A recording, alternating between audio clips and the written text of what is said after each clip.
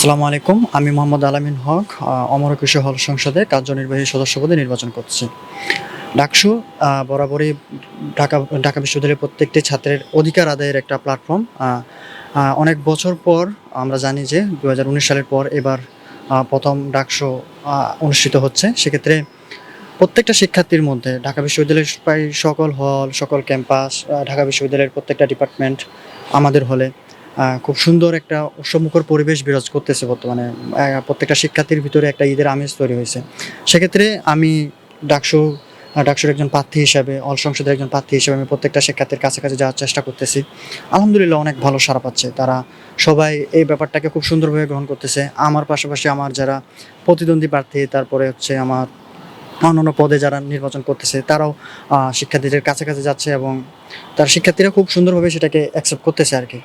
আমার প্রচারণার ক্ষেত্রে আমি প্রত্যেকটা আ আমি আমি আমার প্রচারণার ক্ষেত্রে আমি প্রত্যেকটা রুমে যাচ্ছি। তারপর হচ্ছে ডিপার্টমেন্ট ওয়াইজ আমার যারা পরিচিত ছোট ভাই, বড় ভাই, জুনিয়র আছে তাদের সাথে কথা বলতেছি। ইনশাআল্লাহ ওরা আমি তাদের থেকে অনেক সুন্দর একটা ফিডব্যাক পাচ্ছি। আশা করা যায় যে ভালো একটা ফলাফল আসবে ইনশাআল্লাহ। সেন্ট্রালে ভিপি পদে নির্বাচনী প্রচারণা ভিপি পদ যারা নির্বাচন করছে ভিপি পদে তারা তাদের প্রচারণা চালাচ্ছে। আ এটা এখনই বলা মুশকিল।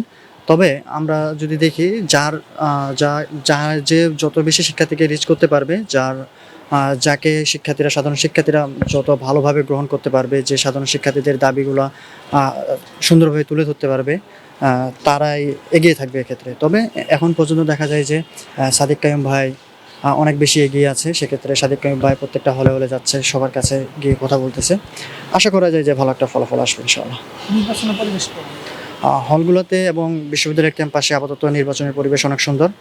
মাশাআল্লাহ। সামনে দেখা যাক কি হয়। আমি এখন সদস্য পদপ্রার্থী হল সংসদে। আমি নির্বাচিত হলে আমার অবশ্যই কিছু পরিকল্পনা বা লক্ষ্য আছে। আমার পরিকল্পনাগুলোর ভিতরে এমন একটা পরিকল্পনা যে আমরা আমাদের হলকে, অমর একুশে হলকে ঢাকা বিশ্ববিদ্যালয়ের এমন একটা হলে রূপান্তর করতে চাই, যেখানে একজন শিক্ষার্থী ১ম বর্ষ থেকে যখন আসবে, একজন শিক্ষার্থী সৎ, যোগ্য, আদর্শ মানুষ হওয়ার জন্য একটা সুন্দর পরিবেশ পাবে। সে পড়ালেখার জন্য একটা তার যতটুকু স্পেস দরকার, সেই স্পেসটা পাবে। তারপরে উন্নত ক্লাবিং সিস্টেম, তারপর হচ্ছে লাইব্রেরির সমস্যাগুলোকে সমাধান করে সে তার পড়াশোনা এবং একাডেমিক রিসার্চের জন্য যতটা সম্ভব যতটা সুবিধা দেওয়া সম্ভব সেই সুবিধাগুলো ইনশিওর করার একটা ইচ্ছা আছে আমার। তারপরে হচ্ছে আমাদের অ্যালামনাই আমরা আমরা চাই বা আমি চাই আমাদের অ্যালামনাইর যাতে যথেষ্ট বা সর্বোচ্চ পরিমাণে ইউটিলাইজেশন হয়। সেক্ষেত্রে আমরা চাই আমাদের অ্যালামনাই আমাদের বড় ভাই, আমাদের যে বড় ভাইরা দেশের বাইরে থাকে, আমাদের এই অ্যালামনাইগুলাকে খুব সুন্দরভাবে ইউটিলাইজেশন করে তাদেরকে কনভিন্স করে আমাদের হলকে কীভাবে এগিয়ে নিয়ে যায় সেই কাজগুলো করা। এছাড়াও আপনি দেখবেন যে হলে নানাবিধ সমস্যার ভিতরে গুরুত্বপূর্ণ একটা সমস্যা হচ্ছে হলের শিক্ষার্থীদের খাবার, মানে মানসম্মত পুষ্টিসম্মত খাবার ইনশিওর করা। সেক্ষেত্রে খাবারের মান ভালো পরিষ্কার করা, মানে পুষ্টির একটা যে লেভেল, এই লেভেলটা ঠিক রাখা, এই বিষয়গুলো আমি তদারকি করতে চাই। তারপরে আমি যখন প্রথম হলে আসি, প্রথম আমি বরকতে উঠি। বরকত ভবনে দেখা যায় যে প্রচুর সাউন্ড সমস্যা। শিক্ষার্থীরা রুমে পড়াশোনা করতে পারে না। সেক্ষেত্রে ৬ তলা থেকে নেমে রিডিং রুমে আসে। অনেকের টিউশন থাকে, ক্লান্ত শরীরে যখন একটু পড়তে যায় তখন আসলে রুমে পড়ার একটা পরিবেশ থাকে না। সেক্ষেত্রে তার ক্ষেত্রে খুব গুরুত্বপূর্ণ একটা কারণ হচ্ছে যে আমাদের যে বরকত ভবনের পাশে রোড এবং সেই রোড দিয়ে নিয়মিত অ্যাম্বুলেন্স চলাচল করে। আমরা যদি অ্যাম্বুলেন্স বা অনেক গাড়ি চলাচল করে, আমরা যদি এই গাড়িগুলোকে ট্রাফিক সিস্টেমের আওতায় নিয়ে আসতে পারি, তাহলে সাউন্ড সমস্যাটা অনেকটাই কমে যাবে।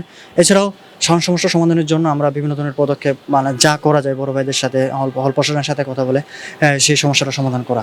এরপরে আমরা দেখতে পাই যে আমরা যখন ২১ হলের গেটে যাই, গেট থেকে আমরা যখন কার্জন হলের দিকে বা এফএচ হলের দিকে যখন বামে শিক্ষার্থীরা যায়, সেক্ষেত্রে রাস্তাগুলোতে অনেক ভবঘুরে তারা মাদক গ্রহণ করে।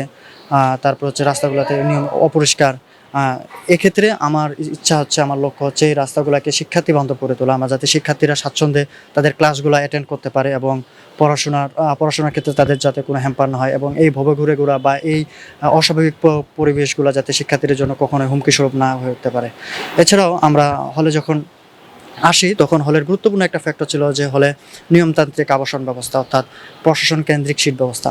আমরা দেখেছি যে বিগত ফ্যাসিস্ট আওয়ামী আমলে হলগুলা তাদের দখলে ছিল। কোনো শিক্ষার্থী তাদের মত প্রকাশ করতে পারতো না, তাদের মনের কথাগুলা বলতে পারতো না।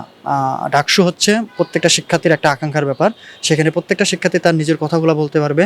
আমরা চাই যে হলে সিট বন্টনের ক্ষেত্রে প্রশাসন একটা স্বচ্ছ জবাবদিহিতার মাধ্যমে থাকবে এবং প্রত্যেকটা শিক্ষার্থী এক সিট এক টেবিল এই নীতির আওতায় আসবে। ইউএফটি ফার্স্টের সাথে ট্রেড করুন যে কোনো জায়গা থেকে, ক্যাম্পাসে ক্লাসের ফাঁকে, ঢাকার জ্যামে বসে কিংবা ঘরে বসে।